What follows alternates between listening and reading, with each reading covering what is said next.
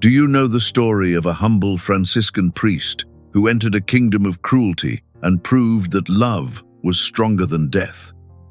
Behind the barbed wire of Auschwitz, he made a choice that seemed impossible. He offered his own life so that a husband and father might return to his family. His captors could break his body, but they could not conquer his faith.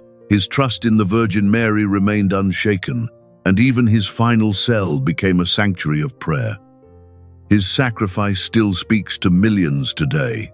This is the story of Saint Maximilian Kolbe.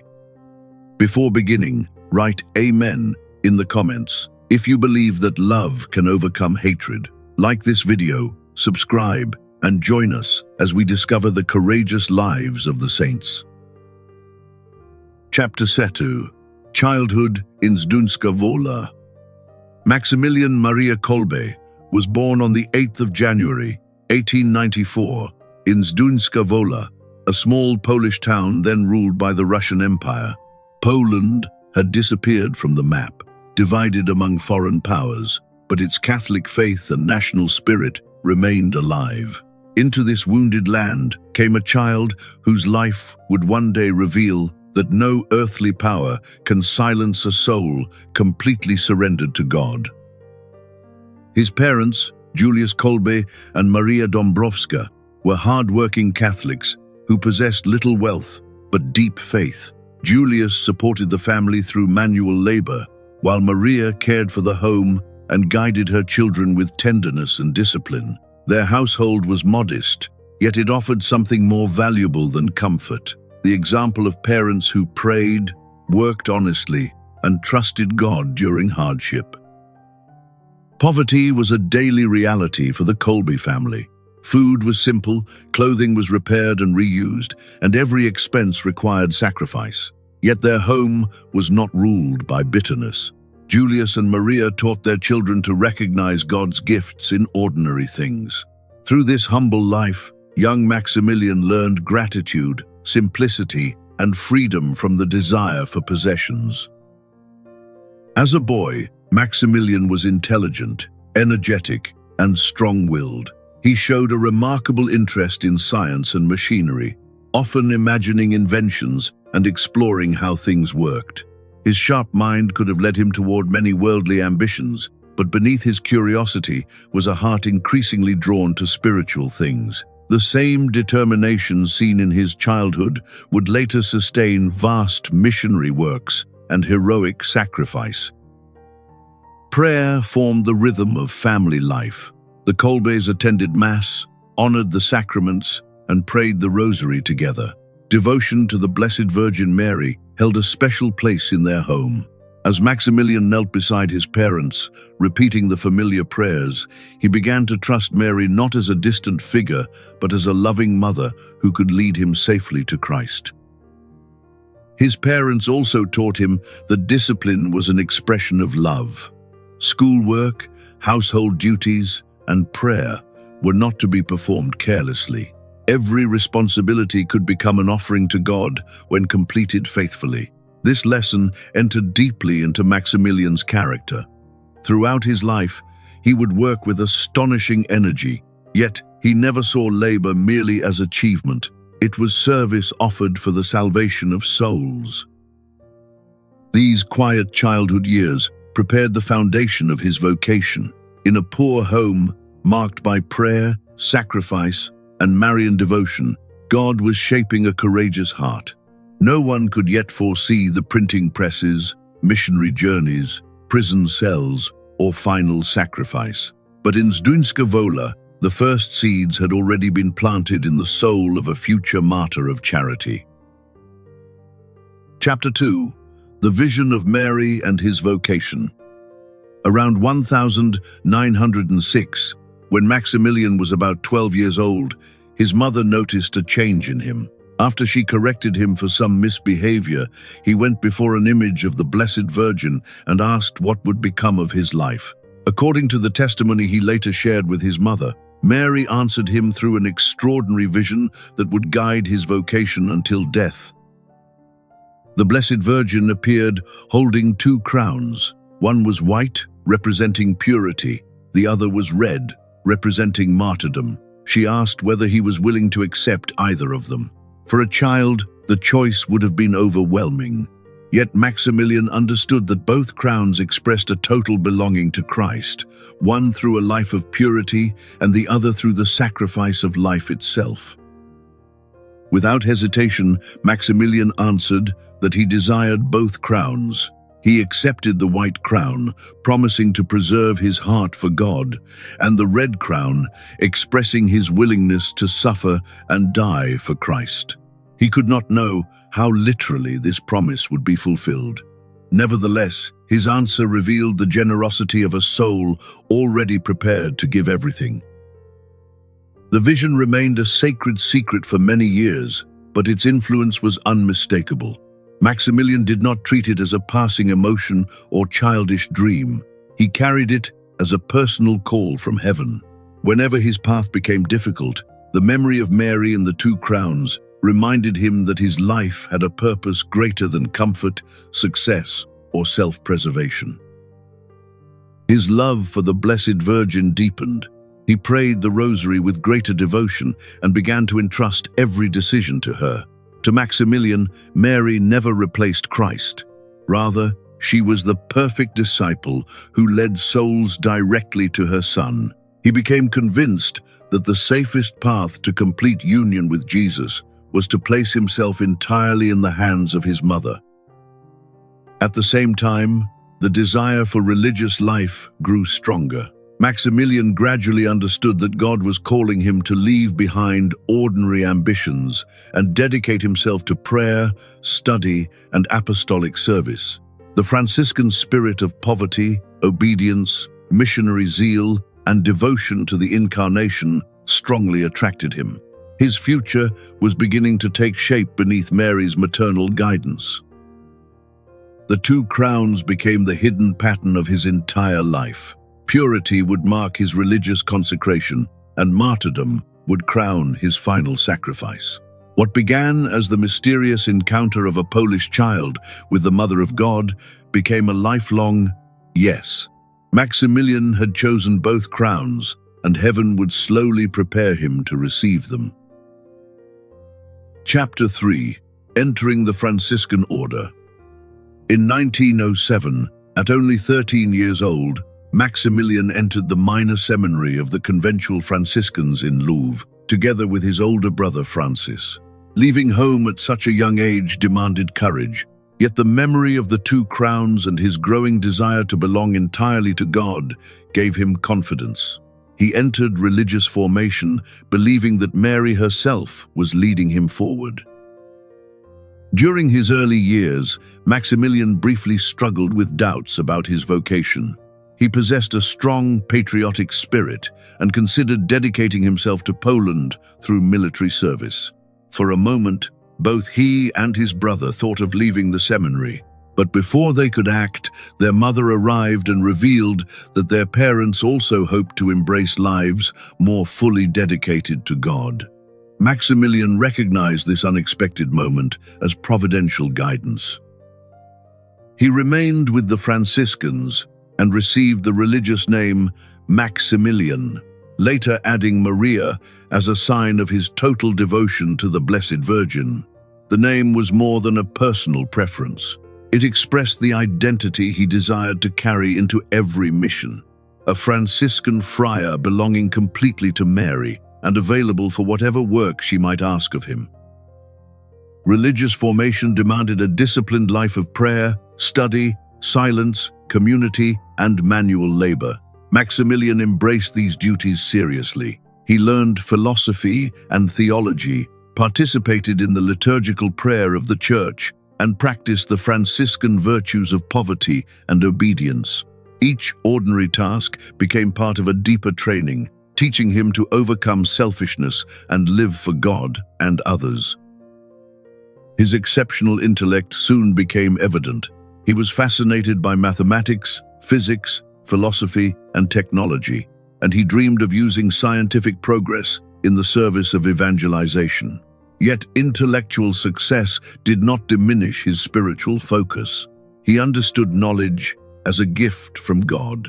valuable only when directed toward truth, charity, and the salvation of souls. Community life also purified his character. Living with other young friars required patience, humility, and forgiveness. Maximilian learned that holiness was not built only through dramatic sacrifices, but through small acts of obedience, hidden service, and daily charity. These lessons would later help him guide large communities and endure the harshest humiliations without losing peace. By the end of his early formation, Maximilian was no longer merely a gifted Polish boy with great dreams. He had become a young friar, shaped by Franciscan simplicity, serious study, and total devotion to the Immaculate Virgin. His abilities were considerable, but his deepest desire was simple: to become an instrument through whom Mary could lead countless souls to Christ. Chapter 4. Founding the Militia Immaculate. Maximilian was sent to Rome for higher studies, where he earned doctorates in philosophy and theology. Yet the Eternal City was not peaceful. Europe was consumed by the First World War, while anti-Catholic movements staged hostile demonstrations near the Vatican. Maximilian was disturbed by the public attacks against the Church, but he knew that hatred could never be defeated by more hatred. He searched for a response rooted in the Gospel. Rather than forming a movement of political retaliation, he envisioned a spiritual army committed to prayer, sacrifice, truth, and conversion. He believed that Mary, conceived without sin and completely united to the Holy Spirit, could lead even those most hostile to the Church toward the mercy of Christ. On the 16th of October 1917, Maximilian gathered 6 fellow Franciscan seminarians in a simple room at the Franciscan College in Rome. They founded the Militia Immaculate, the Militia of the Immaculate. They possessed no money, influence, or large organization. Their first strength was complete consecration to Mary and confidence that she could use even weak instruments for God's purposes. The members offered themselves entirely to the Immaculate Virgin as instruments in her hands. Their mission was to pray and work for the conversion of sinners, those separated from the Church, and all who opposed the Christian faith. They were to use every legitimate means available, especially prayer, the miraculous medal, personal witness, and modern communication. Maximilian understood that the spiritual struggles of the modern age required both holiness and creativity. Newspapers, magazines, radio, and new technologies were shaping society. Instead of rejecting these developments, he dreamed of placing them at the service of the gospel. Truth had to be proclaimed with courage, intelligence, and a language capable of reaching ordinary people. On the 28th of April, 1918, Maximilian was ordained a priest in Rome. He celebrated his first Mass at the altar, associated with an apparition of the Immaculate Virgin to Alphonse Ratisbonne, whose dramatic conversion deeply inspired him. At that altar, Maximilian entrusted his priesthood and the militia to Mary, asking that every Mass and every apostolic work lead souls to Christ. The Militia Immaculate began almost invisibly, but it carried the force of a great spiritual vision. Maximilian believed that one soul surrendered completely to God could influence the world. The small circle formed in Rome would eventually spread across nations, inviting millions to live for Jesus through Mary and to answer hostility not with violence, but with prayer, truth, and transforming love. Chapter 5. Building Niepokalanow. After returning to Poland, Maximilian began promoting the Militia Immaculate despite poor health and limited resources. In 1922, he launched the magazine Knight of the Immaculate. The first issues were produced under difficult conditions, often with borrowed equipment and almost no money. Yet he trusted that if the work belonged to Mary, she would provide everything necessary at the proper time.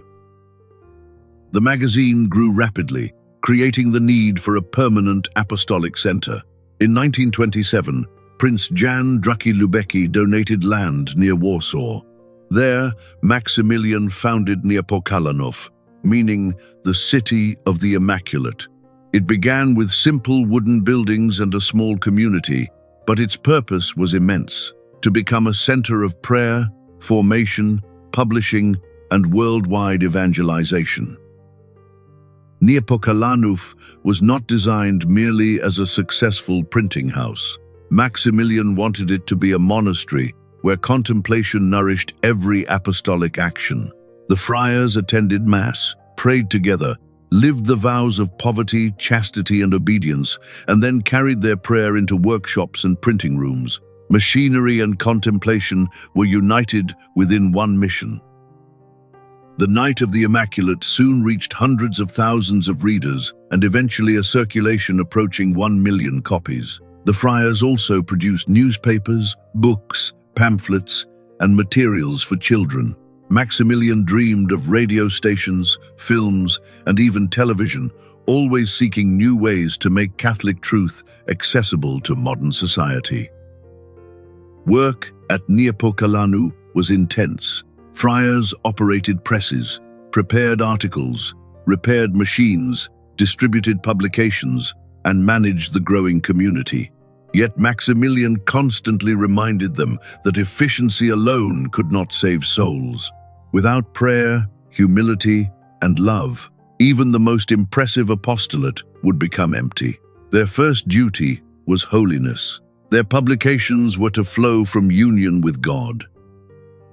The community expanded until hundreds of friars lived there, making Niepokalanow one of the largest Catholic monasteries in the world. Despite its size and technical achievement, the friars possessed little personally. Maximilian insisted that the true foundress was the Immaculate Virgin. Every success belonged to her, and every difficulty was an invitation to trust her more deeply. Niepokalanow became the visible expression of Maximilian's spiritual vision, a city where every talent, machine, printed page, and human effort was consecrated to God through Mary. From humble beginnings, it grew into a powerful missionary center. Yet even while this work flourished, Maximilian's heart was drawn beyond Poland toward people who had never heard the gospel. Chapter 6. Missionary work in Japan. In 1930, Maximilian left Poland with several friars to establish missions in Asia.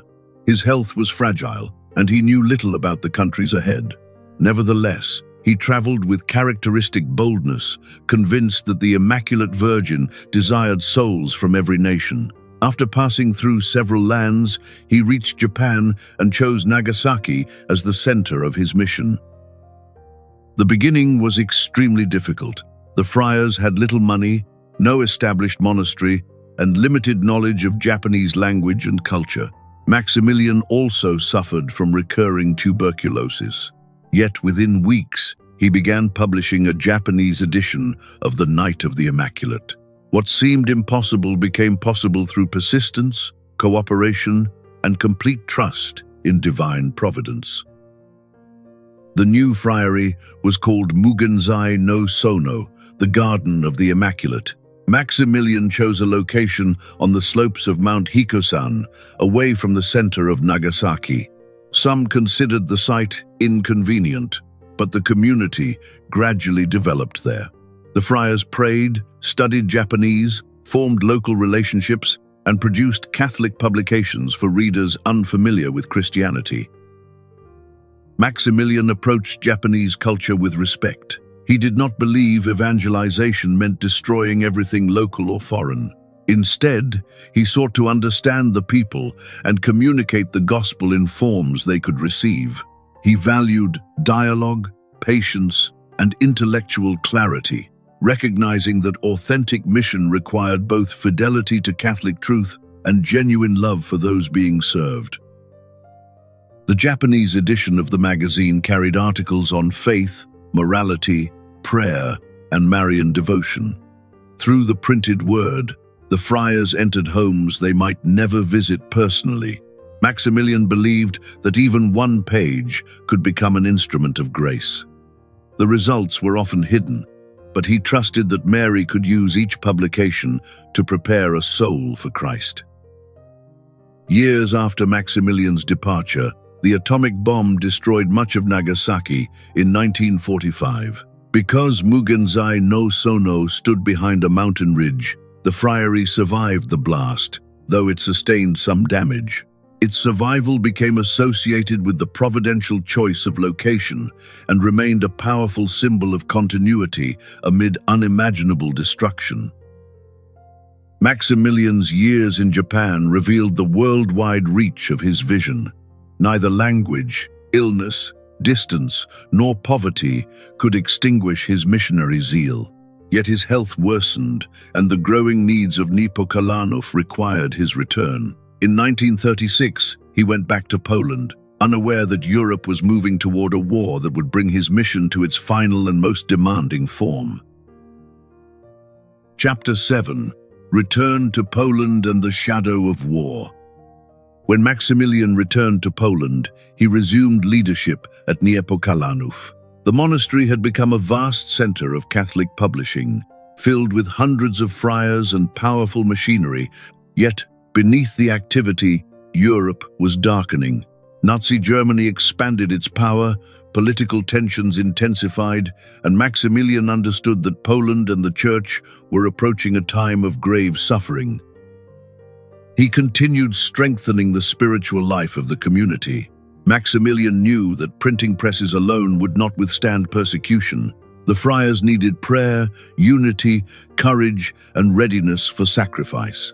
He encouraged them to belong completely to the Immaculate Virgin, so that whatever happened, they would remain instruments of Christ, rather than become prisoners of fear. On the 1st of September 1939, Germany invaded Poland, beginning the Second World War in Europe.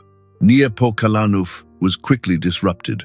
Many friars were sent away for safety, and the community endured searches, occupation, and arrest. Maximilian himself was briefly detained with other friars before being released. He returned to find the once thriving monastery greatly weakened, but still capable of serving those in need. Niepokalanow opened its doors to refugees driven from their homes. Thousands received temporary shelter, including many Jewish people threatened by Nazi persecution. The friars shared food, clothing, lodging, and medical care despite their own shortages. Maximilian refused to restrict charity according to ethnicity or religion. Every suffering person possessed a dignity that came from God. He also resumed limited publishing when permission became possible. His writings called readers to reject hatred and remain faithful to truth. In a society increasingly controlled by propaganda and violence, such words were dangerous. Maximilian did not issue political slogans, but his insistence on human dignity, divine law, and Christian love directly contradicted the ideology of the occupying regime. German authorities watched him closely. His influence, patriotic reputation, Catholic publications, and assistance to refugees made Niepokalanow suspicious in their eyes. Maximilian understood that another arrest was likely. Friends could have helped him seek safety, but he refused to abandon the friars and the people who depended on the monastery's care. The city of the Immaculate had once sent printed pages across Poland. Now, its mission was expressed through bread, shelter, courage, and presence. As the Nazi shadow deepened, Maximilian remained at his post. The red crown he had accepted as a child was drawing nearer, though its final form was still hidden behind prison walls and barbed wire. Chapter 8. Arrest and Imprisonment. On the 17th of February 1941, the Gestapo arrived at Niepokalanow and arrested Maximilian with several other friars. He offered no resistance. Knowing that he might never return, he entrusted the monastery and his brothers to the Immaculate Virgin.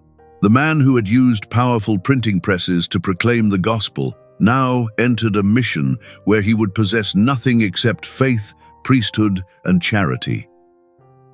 He was taken to Pawiak prison in Warsaw, notorious for intimidation, beatings, and executions.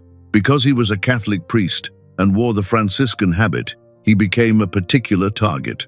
One guard reportedly struck and abused him after seeing his crucifix.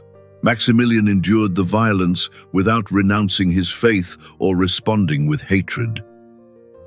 Within the crowded prison, he continued his priestly ministry quietly. He encouraged frightened inmates, listened to their sorrows, prayed with them, and helped them prepare for suffering.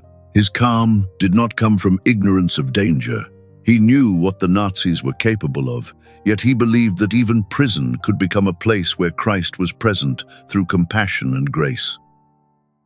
On the 28th of May 1941, Maximilian was transported to Auschwitz. Upon arrival, his name was replaced by prisoner number 16670.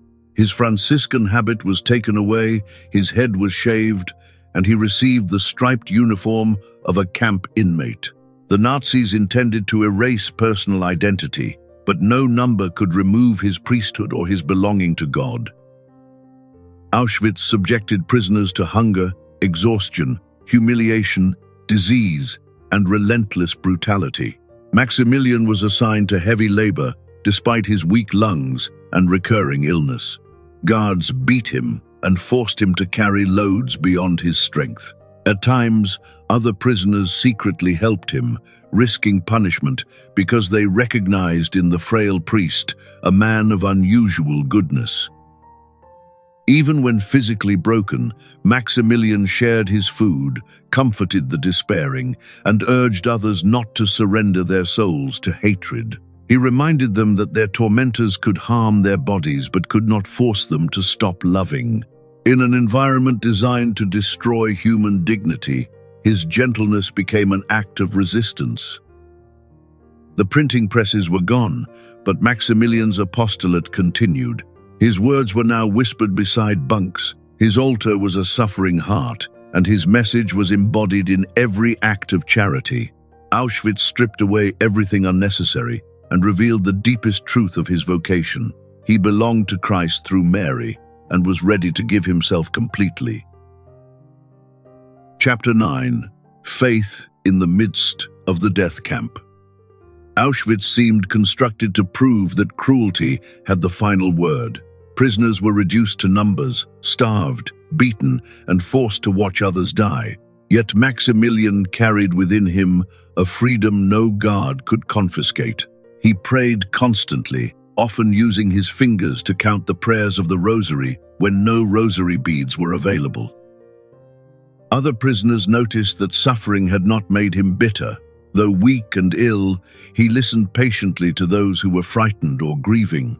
He reminded them that they remained children of God and that their dignity did not depend upon how the camp treated them. His quiet confidence restored courage to men who felt themselves disappearing. Whenever circumstances allowed, Maximilian heard confessions and offered priestly absolution in secret. There was no chapel and no privacy, only hurried whispers beside bunks or during moments of labor. Yet these hidden encounters brought immense consolation. In a place where death could come without warning, reconciliation with God became a precious gift. He shared his meager rations with prisoners who were weaker or closer to death. Such generosity was dangerous, for hunger consumed everyone. Still, Maximilian believed charity could not wait for comfortable conditions. A piece of bread, a place to rest, or a word of encouragement became a proclamation that the gospel remained alive inside the camp. At night, he sometimes led quiet prayers and hymns. His voice was not loud, but it gathered frightened hearts around the hope of heaven. Even prisoners who did not share his Catholic faith were touched by his serenity. He imposed nothing upon them. He simply offered the presence of a man who believed that God had not abandoned them. Maximilian also warned prisoners against hatred.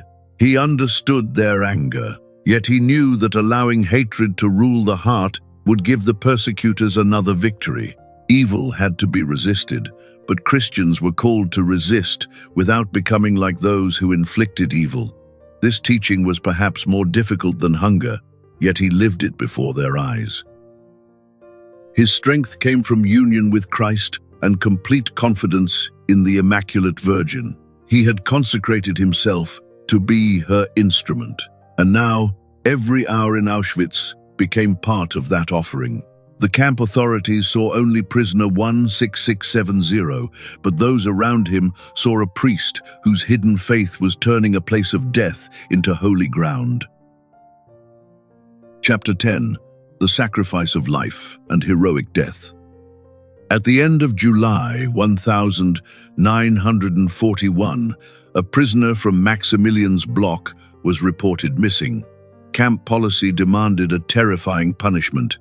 10 men would be selected to die by starvation as a warning to the others. The prisoners were forced to stand in formation while Deputy Commandant Karl Fritsch walked among them, choosing victims at random. One of the selected men was Franciszek Gajowniczek, a Polish army sergeant. Realizing what awaited him, he cried out for his wife and children. His desperate words broke through the silence of the assembled prisoners. Everyone understood his terror, but no one imagined that anything could be done. In Auschwitz, compassion itself seemed powerless. Then Maximilian stepped out of line.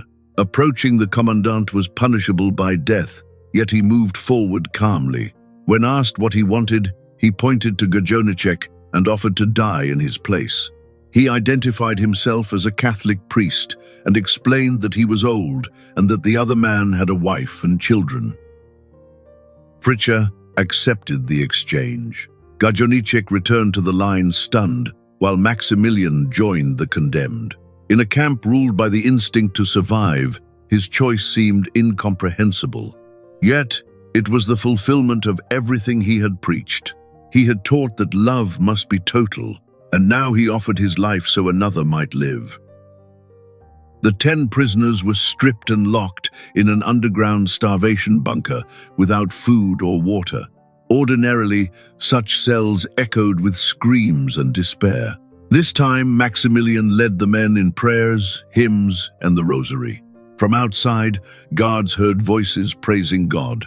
The condemned did not die alone. A priest accompanied them toward eternity. One by one, the prisoners died. After nearly 2 weeks, Maximilian was still alive, seated or leaning peacefully against the wall. Because the cell was needed for other victims, a camp executioner entered on the 14th of August 1941 and injected him with carbolic acid. Maximilian calmly extended his arm. The following day was the solemnity of the Assumption of the Blessed Virgin Mary. His body was burned in the camp crematorium, leaving no tomb for pilgrims to visit.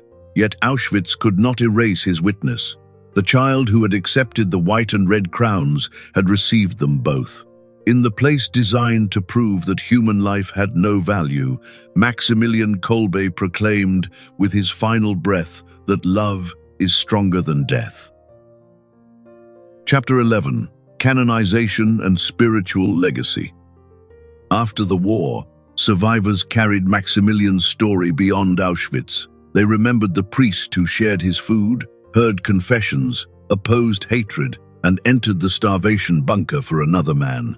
Franciszek Gajowniczek survived the camp and spent many years testifying about the sacrifice that had saved his life. Through these witnesses, the hidden act became known throughout the world. Devotion to Maximilian grew rapidly. Catholics saw in him not only a heroic prisoner, but a priest whose entire life had prepared for that final offering. His Marian consecration, missionary courage, creative use of media, service to refugees, and endurance in Auschwitz formed one united vocation: to win souls for Christ through the Immaculate Virgin. On the 17th of October 1971, Pope Paul VI beatified Maximilian Kolbe in St. Peter's Basilica. Franciszek Gajowniczek was present at the ceremony. The Church honored Maximilian as a confessor of the faith, whose heroic charity had reached its summit in Auschwitz. His beatification brought hope to a world still wounded by war and ideological violence. On the 10th of October 1982, Pope John Paul II canonized him in St. Peter's Square. Again, Gajowniczek attended. The Polish Pope proclaimed Maximilian a martyr, emphasizing that his death was a victory won through love. The red vestments worn at the canonization testified that the prisoner of Auschwitz had entered the Church's communion of martyrs. Saint Maximilian became widely honored as a patron of prisoners, journalists, media workers, families, those suffering from addiction, and the pro-life movement. Each patronage reflects part of his mission, defending human dignity, using communication for truth, strengthening families, bringing freedom to the captive, and protecting every human life from contempt. The Militia Immaculate continues its work in many countries, inviting Catholics to consecrate themselves to Mary and serve Christ with apostolic courage. Niepokalanow and Mugenzai no Sono remain centers of prayer and remembrance. His writings continue to teach that authentic Marian devotion always leads to deeper union with Jesus and more generous service to others. Saint Maximilian's legacy is not limited to one heroic moment. His entire life asks whether we will use our gifts for God, resist hatred without surrendering to it, and love when love becomes costly. His witness declares that holiness is not escape from the world's darkness. It is the decision to carry Christ's light into that darkness, whatever the price. Chapter 12. Prayer to Saint Maximilian Kolbe. Saint Maximilian Kolbe, priest and martyr of charity, we thank God for the witness of your life. You followed Christ through poverty, missionary service, suffering, and death. In the darkness of Auschwitz, you revealed the light of a love that gives itself completely. Pray for us, that our lives may also become offerings of love to God and neighbor. Teach us to be generous in ordinary moments. Help us understand that heroic charity begins in small acts of patience, forgiveness, kindness, and service. When selfishness tempts us to protect only ourselves, remind us of the joy found in giving. May we recognize Christ in the lonely, the forgotten, the imprisoned, the persecuted, and all who suffer. Help us love the Blessed Virgin Mary with the trust you showed throughout your life. You placed yourself entirely in her hands because you knew she would lead you to Jesus. Teach us to seek her maternal guidance, pray the Rosary faithfully, and imitate her humility, purity, obedience, and complete surrender to the will of God. Saint Maximilian, when fear surrounds us, obtain for us the grace of confidence. You entered prison without losing peace and faced death without abandoning hope. Strengthen those who are persecuted, imprisoned, displaced, or threatened by violence. May they know that no earthly power can separate them from the love of Christ. Intercede for families, especially those divided by suffering, war, poverty, or addiction. Remember all husbands, wives, parents, and children who fear losing one another. Through your prayers, bring healing where relationships are wounded, courage where hope has weakened, and protection where human dignity and innocent life are endangered. Teach us to defend truth without hatred. You resisted an evil ideology while refusing to let bitterness rule your heart. Give us wisdom to recognize injustice, courage to oppose it, and charity toward every person. May our words, choices, and use of media always serve truth, protect life, and lead others closer to God. Finally, Saint Maximilian Kolbe, pray that we may persevere in faith until the end. When sacrifice is demanded of us, help us remember that love never fails.